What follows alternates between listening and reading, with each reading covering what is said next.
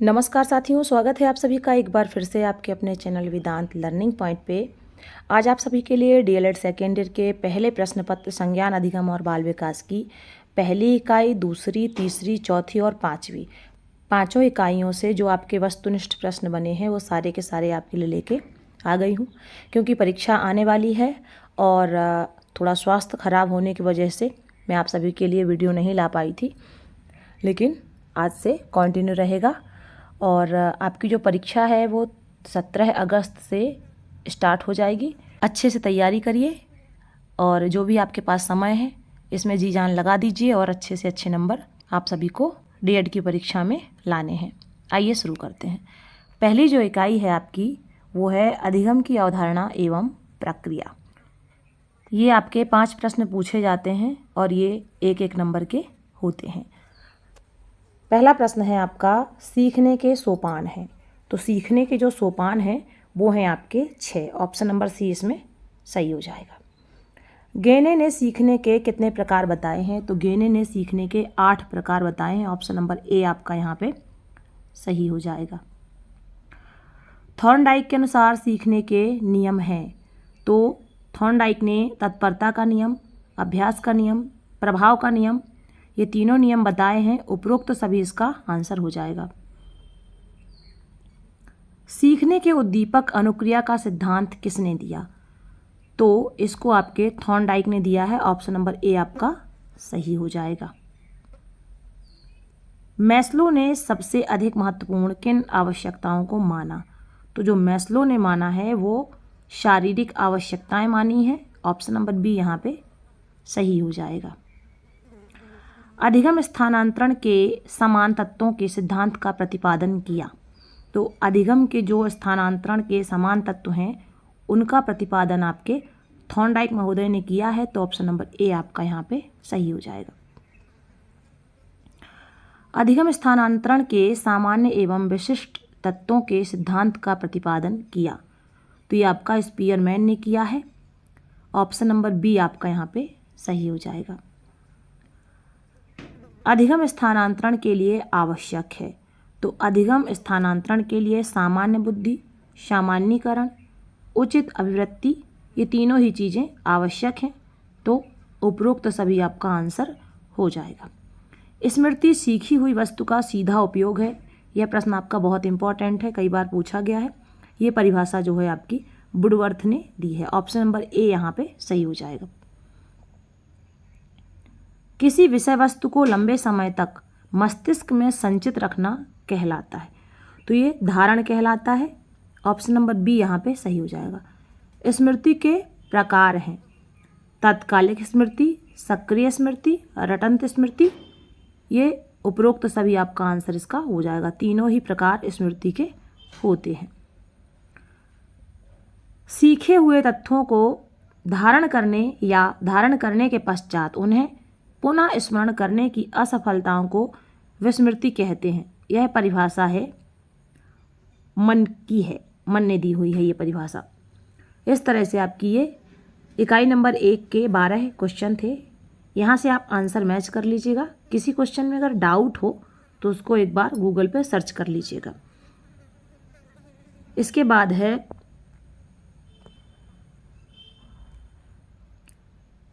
इकाई 2, बचपन में अवधारणा निर्माण एवं चिंतन प्रक्रिया। इसमें पहला प्रश्न है आपका, निष्क्रिय अधिगमकर्ता की पहचान होती है। तो जो निष्क्रिय अधिगमकर्ता की पहचान होती है वो होती है व्याख्यान विधि से। ऑप्शन नंबर सी यहाँ पे सही हो जाएगा। अगला प्रश्न है, बच्चों के सीखने की प्रक्रिया में माता पिता को भूमिका निभानी चाहिए। तो इसका हो जाएगा ऑप्शन नंबर डी, अग्रोन्मुखी की, मतलब आगे आगे माता पिता को रहना चाहिए बच्चे के सीखने में। अगला प्रश्न है, अधिगम क्या नहीं है? अधिगम जो है विकास नहीं है। यहाँ पे आपका ऑप्शन नंबर बी सही हो जाएगा। कक्षा कक्ष में अधिगम करने का महत्वपूर्ण नियम है। तो जो कक्षा कक्ष में अधिगम करने का नियम है यानी सीखने का नियम है वो है अभ्यास का नियम। ऑप्शन नंबर ए यहाँ पे आपका सही हो जाएगा। जितना आप अभ्यास करेंगे उतना ही ज़्यादा आप सीखेंगे। अधिगम को अत्यंत प्रभावशाली बनाया जा सकता है। तो ये बनाया जा सकता है स्वप्रेरणा के द्वारा। खुद से आपको पढ़ने की इच्छा होगी तो आप अच्छे से पढ़ाई करने लगेंगे। अगला प्रश्न है, सीखना विकास की प्रक्रिया है। अधिगम की यह परिभाषा दी है। तो ये जो परिभाषा है ये वुडवर्थ ने दी है। ऑप्शन नंबर ए आपका सही हो जाएगा। वुडवर्थ की एक परिभाषा पूछी ही जाती है तो ये सारी परिभाषाएं अच्छे से आप याद कर लीजिए। हो सकता है अधिगम की परिभाषा ही पूछ ले तो आप लिख पाएंगे। अगला प्रश्न है, किसी समस्या का हल खोजने की मानसिक क्रिया है। तो किसी भी समस्या का हल जब हम खोजते हैं तो चिंतन करते हैं, सोचते हैं। तो यहाँ पर आपका ऑप्शन नंबर बी सही हो जाएगा। चिंतन के साधन हैं। तो जो चिंतन के साधन होते हैं वो प्रतिमाएं, भाषा, प्रत्यय, ये तीनों ही होते हैं। उपरोक्त तो सभी इसका आंसर हो जाएगा। वह चिंतन जो समस्या समाधान पर आधारित होता है।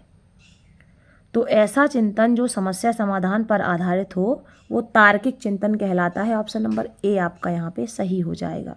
10वां और अंतिम प्रश्न है, वह चिंतन प्रत्यक्ष के अभाव में पूर्व अनुभवों की स्मृति पर आधारित होता है कहलाता है। तो इसका जो आंसर रहेगा आपका रहेगा कल्पनात्मक चिंतन। ऑप्शन नंबर बी इसका सही हो जाएगा। यहाँ पर ये सारे आंसर हैं, मैच कर लीजिएगा। किसी क्वेश्चन में डाउट लगे तो एक बार देख लीजिएगा।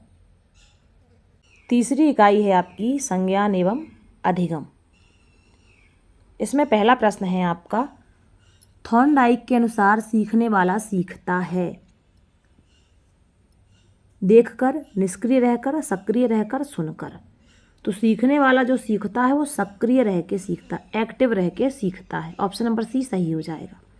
अगला प्रश्न है आपका, कोहलर ने अपना प्रयोग किस जानवर पर किया था। तो कोहलर ने अपना जो प्रयोग था वो चिंपांजी पर किया था। ऑप्शन नंबर बी यहाँ पे आपका सही हो जाएगा। थॉर्नडाइक ने प्रयोग किया, तो थॉर्नडाइक ने प्रयोग बिल्ली पर किया था। ऑप्शन नंबर बी यहाँ पे सही हो जाएगा। सीखने का तत्परता का नियम किसने दिया। तो सीखने का जो तत्परता का नियम है, अभ्यास का नियम है, ये नियम थॉर्नडाइक ने दिए थे। ऑप्शन नंबर ए थॉर्नडाइक यहाँ पे सही हो जाएगा। अधिगम की सबसे प्रभावशाली विधि है। तो अधिगम की जो प्रभावशाली विधि है आप सभी जानते हैं, करके सीखना। अगर आप किसी काम को करेंगे तो आप जल्दी सीख जाएंगे। ऑप्शन नंबर ए यहाँ पे सही हो जाएगा। अनुकूलित अनुक्रिया सिद्धांत है, ये है पावलाव का। ऑप्शन नंबर डी यहाँ पे आपका सही हो जाएगा। गेस्टाल्ट का अर्थ है, तो गेस्टाल्ट का अर्थ है पूर्ण। ऑप्शन नंबर ए आपका यहाँ पे सही हो जाएगा। अधिगम एक क्रिया है, तो जो अधिगम है आपका वो क्या है, मनोवैज्ञानिक क्रिया है। ऑप्शन नंबर बी यहाँ पे सही हो जाएगा। अगला प्रश्न है, सीखी हुई बात को स्मरण रखने या पुनः स्मरण करने की असफलता को विस्मृति कहते हैं। ये किसने कहा है, तो ये मन ने कहा है। ऑप्शन नंबर ए आपका सही हो जाएगा। विस्मृति को कितने भागों या प्रकारों में बांटा गया है। तो विस्मृति को 2 प्रकारों में बांटा गया है। ऑप्शन नंबर बी आपका सही हो जाएगा। सीखने के प्रयास एवं त्रुटि के सिद्धांत के प्रतिपादक हैं। तो सीखने के प्रयास एवं त्रुटि के सिद्धांत के प्रतिपादक हैं थॉर्नडाइक। ऑप्शन नंबर सी आपका सही हो जाएगा। सक्रिय अनुबंधन का सिद्धांत किसका है। तो सक्रिय अनुबंधन का सिद्धांत भी आपका थॉर्नडाइक ने दिया था। ऑप्शन नंबर ए आपका सही हो जाएगा। अधिगम का अर्थ है, अधिगम का अर्थ होता है व्यवहार में परिवर्तन। ऑप्शन नंबर बी सही हो जाएगा। अधिगम का मतलब होता है सीखना, और सीखने के बाद आपके व्यवहार में जो परिवर्तन आते हैं वही अधिगम होता है। अनुकूलित अनुक्रिया सिद्धांत किसने दिया। तो अनुकूलित अनुक्रिया जो सिद्धांत था वो आपका पावलाव ने दिया था। ऑप्शन नंबर ए आपका यहाँ पे सही हो जाएगा।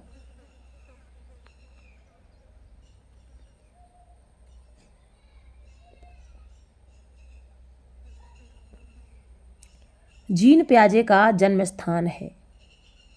तो जीन प्याजे स्विट्जरलैंड में जन्मे थे। ऑप्शन नंबर डी आपका यहाँ पे सही हो जाएगा। स्कीमा है, तो जो स्कीमा है अवधारणाओं का सम्मिलित रेखा चित्र है। छोटी योजना है, अवधारणा का रेखा चित्र है। तीनों ही चीज़ें स्कीमा के अंतर्गत आती हैं। उक्त सभी आंसर इसका हो जाएगा, ऑप्शन नंबर डी सही हो जाएगा। जीन पियाजे द्वारा कौन सा सिद्धांत प्रतिपादित किया गया? तो जीन पियाजे ने संज्ञानात्मक विकास का सिद्धांत प्रतिपादित किया था, ऑप्शन नंबर ए यहाँ पे आपका सही हो जाएगा। जीवन इतिहास विधि द्वारा किसका अध्ययन किया जाता है? तो जीवन इतिहास विधि द्वारा विशिष्ट व्यवहार का अध्ययन जो है किया जाता है, ऑप्शन नंबर सी यहाँ पे आपका सही आंसर हो जाएगा। प्रसूत व्यवहार की अवधारणा किसने दी है? तो प्रसूत व्यवहार की अवधारणा जो है आपकी स्किनर ने दी है, ऑप्शन नंबर बी यहाँ पे सही हो जाएगा। ये आंसर है, मैच कर लीजिएगा। अगली इकाई है भाषा एवं संप्रेषण। पहला क्वेश्चन है इसमें, सामाजिक अधिगम सिद्धांत के प्रतिपादक हैं। तो जो सामाजिक अधिगम का सिद्धांत दिया था वो स्किनर ने दिया था, ऑप्शन नंबर ए यहाँ पे सही हो जाएगा। दूसरा प्रश्न है, आधुनिक सामाजिक संज्ञानात्मक सिद्धांत के प्रतिपादक हैं। सामाजिक संज्ञानात्मक सिद्धांत का जो प्रतिपादन था वो वांडूरा ने किया था, ऑप्शन नंबर सी यहाँ पे सही हो जाएगा। अगला प्रश्न है, बहुभाषिकता का अर्थ है। बहुभाषिकता का मतलब होता है एक से अधिक भाषाओं को जानना, ऑप्शन नंबर ए यहाँ पे सही हो जाएगा, एक से अधिक भाषा का ज्ञान होना। क्वेश्चन नंबर 4 है, जब बच्चों को 50 शब्दों का ज्ञान हो जाता है तब उनकी आयु होती है। इसका आंसर हो जाएगा आपका ऑप्शन नंबर सी, 12 से 18 माह। जब बच्चे 12 से 18 माह के होते हैं तब उनको 50 शब्दों का ज्ञान जो है हो जाता है। अगला प्रश्न है, जब बच्चों की शब्दावली में लगभग औसतन 10,000 शब्द होते हैं तब उनकी आयु होती है। तो जब वयस्कों के साहित्य को बच्चे समझने लगते हैं तब उनकी उम्र 15 से 20 साल हो जाती है, ऑप्शन नंबर ए यहाँ भी आपका सही हो जाएगा। ये सारे आंसर हैं, इनको मैच कर लीजिएगा। और चैनल पर नए हैं तो चैनल को सब्सक्राइब करना बिल्कुल ना भूलिएगा। इसके बाद अंतिम इकाई है इकाई नंबर 5, खेल स्व एवं नैतिक विकास।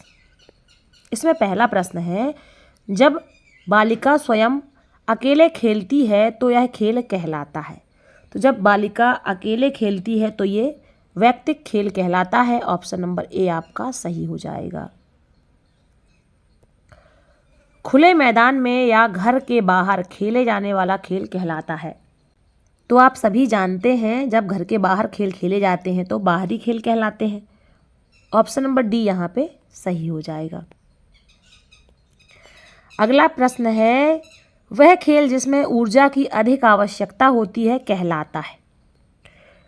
तो ऐसे खेल जिसमें बहुत ज़्यादा ऊर्जा लगे, बहुत ज़्यादा शक्ति लगे, तो ऐसे खेल जो है आपके ओजस्वी खेल कहलाते हैं, ऑप्शन नंबर बी आपका सही हो जाएगा। ऐसे खेल जिनमें अधिक ऊर्जा व्यय नहीं होती कहलाता है। तो ऐसे खेल जिनमें ज़्यादा ऊर्जा नहीं लगती वे खेल शांत खेल कहलाते हैं, ऑप्शन नंबर सी यहाँ पे आपका सही हो जाएगा। अगला प्रश्न है, जब बालिका किसी वयस्क के हस्तक्षेप निर्देशन के बिना ही खेल खेल रही हो तब इसे कहते हैं। तो तब इसको मुक्त खेल कहा जाएगा। जब उसे कोई भी नहीं कुछ कह रहा है, जैसे उसकी मर्जी हो वैसे वो खेल रही है, तो ऐसा खेल मुक्त खेल कहलाएगा, ऑप्शन नंबर ए आपका यहाँ पे सही हो जाएगा। जब बालिका किसी वयस्क के हस्तक्षेप निर्देशन में खेल रही हो तब इसे कहते हैं। तो जब बालिका को बताने वाला हो कि ऐसे आपको खेलना है तो वो खेल आपके संरचनात्मक खेल कहलाते हैं, ऑप्शन नंबर ए आपका यहाँ पे सही हो जाएगा। यहाँ पर ध्यान रखिएगा, अगर हस्तक्षेप में खेल रही हो तो संरचनात्मक और बिना हस्तक्षेप के खेल रही हो तो मुक्त खेल कहलाएगा, ठीक है ना। अगला प्रश्न है, समूह में खेले जाने वाले खेल कहलाते हैं। तो जो खेल समूह में खेले जाते हैं उनको सामूहिक खेल कहा जाता है, ऑप्शन नंबर बी यहाँ पे सही हो जाएगा। अगला प्रश्न है, संवेदी क्रियात्मक खेल है। तो जो संवेदी क्रियात्मक खेल होता है वो शैशवा काल का होता है, ऑप्शन नंबर ए आपका यहाँ पे सही हो जाएगा। अगला प्रश्न है, खेल को प्रभावित करने वाले कारक हैं। तो जो खेल को प्रभावित करते हैं वो होते हैं आयु, लिंग, संस्कृति, सामाजिक वर्ग। ऑप्शन नंबर ए सही हो जाएगा। अब यहाँ पर आपको जोड़े बनाने हैं, कई बार जोड़े बनाने के लिए भी दे देते हैं। 5 नंबर का ये क्वेश्चन होता है। तो जो संवेगात्मक खेल होते हैं उनको व्यवहार परिमार्जन की प्रक्रिया से जोड़ा जाता है, तो इसका मैच इससे कर देंगे। जो स्पर्धा है उसको बौद्धिक खेल कहा जाएगा, ये ए से जोड़ देंगे इसको। और मनोविश्लेषण जो होता है वो सिगमंड फ्राइड ने किया है, ऑप्शन नंबर बी से इसको जोड़ देंगे। और जो शतरंज है वो क्या है, एक विचारात्मक खेल है, तो ये शतरंज को डी से जोड़ देंगे। इस तरह से आपका ये मैच कर लेना है। अगला प्रश्न है उपचारात्मक विधि उपयोगी है। तो ये जो उपचारात्मक विधि है ये आपकी पिछड़े बालकों के सुधार के लिए है, ऑप्शन नंबर ए आपका यहाँ पे सही हो जाएगा। अगला प्रश्न है समीपस्थ विकास क्षेत्र की अवधारणा प्रस्तुत की। तो जो समीपस्थ विकास क्षेत्र की अवधारणा है ये वांडूरा ने प्रस्तुत की है, ऑप्शन नंबर बी आपका यहाँ पे सही हो जाएगा। स्वाभाविक खेल क्या है? स्वाभाविक खेल वे होते हैं जिनको हम अपनी इच्छा से खेलते हैं, तो ऐच्छिक खेल इसका आंसर हो जाएगा, ऑप्शन नंबर सी। सोशियोग्राम पद्धति के जनक थे, तो सोशियोग्राम पद्धति के जो जनक थे वो मोरेनो को माना गया है, ऑप्शन नंबर सी यहाँ पे सही हो जाएगा। अगला प्रश्न है, इसको थोड़ा ध्यान से देखिएगा। क्रेचमर ने व्यक्तित्व के प्रकार बताए हैं, तो जो क्रेचमर ने व्यक्तित्व के प्रकार बताए हैं वो 4 बताए हैं, ऑप्शन नंबर ए आपका यहाँ पे सही हो जाएगा। ये जो सीरीज है इस सीरीज में इसका आंसर सी बताया गया है, लेकिन ये सी नहीं है, गलत है। ये ऑप्शन नंबर ए 4 बताया है, ये सही है। अगला प्रश्न है अभिभावकों की शारीरिक तथा मानसिक विशिष्टताओं का संतान में आना है, तो इसको वंशानुक्रम कहा जाता है। जो मानसिक और शारीरिक विशिष्टताएं आपके बाबा में थी वो आपके पापा में आएंगी, जो आपके पापा में थी वो आप में आएंगी, इसी को वंशानुक्रम कहा जाता है, जो वंश के अनुसार चलता है। अगला प्रश्न है भारतीय दृष्टिकोण से व्यक्तित्व के प्रकार है, तो भारतीय दृष्टिकोण से व्यक्तित्व के जो प्रकार होते हैं वो आपके 3 होते हैं, ऑप्शन नंबर सी यहाँ पे सही हो जाएगा। अगला प्रश्न है मूल्य दृष्टिकोण से व्यक्तित्व के प्रकार हैं, तो मूल्य दृष्टिकोण से जो प्रकार हैं व्यक्तित्व के वो 6 प्रकार होते हैं, ऑप्शन नंबर सी सही हो जाएगा। ये व्यक्तित्व वाले प्रश्न ध्यान से देख लीजिएगा। परसोना का अर्थ है, तो जो परसोना का अर्थ होता है वो होता है मुखौटा, ऑप्शन नंबर बी यहाँ पे सही हो जाएगा। अगला प्रश्न है रोरसा परीक्षण में कार्डों की संख्या होती है, तो रोरसा परीक्षण में कार्डों की संख्या होती है आपकी 10, ऑप्शन नंबर ए यहाँ पे सही हो जाएगा। अगला प्रश्न है रुचि उत्पन्न किया हुआ अवधान है, यह परिभाषा किस वैज्ञानिक ने दी है, तो इसको मैकेंजी ने दी हुई है, ऑप्शन नंबर बी यहाँ पे आपका सही हो जाएगा, मैकेंजी। अगला प्रश्न है विद्यार्थियों की रुचि को बनाए रखने के लिए शिक्षकों को क्या करना चाहिए, तो विद्यार्थियों की रुचि बनाए रखने के लिए शिक्षक को प्रश्न पूछते रहना चाहिए, पढ़ाना चाहिए और पूछते जाना चाहिए। उससे पता चलता है कि बच्चों को समझ में क्या आया और साथ ही साथ विद्यार्थियों का पढ़ने में मन लगता है, ऑप्शन नंबर सी यहाँ पे सही हो जाएगा। अगला प्रश्न है व्यक्तित्व व्यक्ति में उन मनोदैहिक व्यवस्थाओं का संगठन है जो वातावरण के साथ उसका अपूर्ण समायोजन निर्धारित करती है, यह परिभाषा है। तो यह जो परिभाषा है आपकी ऑलपोर्ट ने दी है, ऑप्शन नंबर ए आपका सही हो जाएगा। इसके बाद फिर से ये जोड़ी बनाने के लिए आ गया है, तो जो आत्मवर्णन है इसको नैसर्गिक क्रिया से जोड़ा जाएगा, ये बी से जुड़ जाएगा। जो आत्मसम्मान है ये सकारात्मक सम्मान होता है, इसको आप ए से जोड़ देंगे। स्वानुभूति है ये सकारात्मक सोच है, इसको डी से जोड़ देंगे। और कैरोल गिलिगन ने जो सिद्धांत दिया था वो नैतिक विकास का सिद्धांत दिया था, इसको इससे जोड़ देंगे। इस तरह से ये मैच कर देना है। अगला प्रश्न है प्रश्न 25 है निम्नलिखित के सत्य असत्य लिखिए। आंतरिकरण का अर्थ सामाजिक संदर्भ में मूल्य व्यवहार और विश्वास का विकास है, तो ये आपका सत्य है, सही हो जाएगा। अगला प्रश्न है निम्न आत्मसम्मान वाले व्यक्ति चिंता नहीं करते हैं कि दूसरे व्यक्ति क्या सोचते हैं, ये भी आपका सही है। इसके बाद अंतिम प्रश्न है, बच्चों के नैतिक विकास में किस पक्ष का उल्लेख किया जाता है। तो बच्चों का जो नैतिक विकास होता है उसमें नैतिक व्यवहार का, नैतिक भावना का, नैतिक निर्णय का, सभी का उल्लेख किया जाता है। उपरोक्त तो सभी इसका आंसर हो जाएगा। ये सारे आंसर हैं, मैच कर लीजिएगा। किसी भी क्वेश्चन में डाउट लगे तो गूगल पे एक बार सर्च कर लीजिएगा।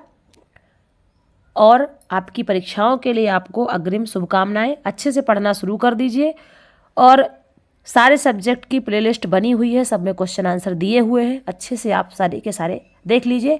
और बुक के जो नोट्स प्रोवाइड किए गए हैं तो किताब से बहुत ही ज़्यादा प्रश्न आते हैं और जिस किताब से आते हैं मैंने उसी किताब से सारे नोट्स बना के इसमें डाले हुए हैं। अच्छे से सारे देख लीजिएगा। और एक बार फिर से आप सभी को एग्ज़ाम्स के लिए आपके अग्रिम शुभकामनाएं। देखने के लिए आप सभी का धन्यवाद। और वीडियो अच्छा लगे तो इसे लाइक ज़रूर करिए और अपने दोस्तों में शेयर करिए ताकि उनको भी इसका लाभ मिल सके।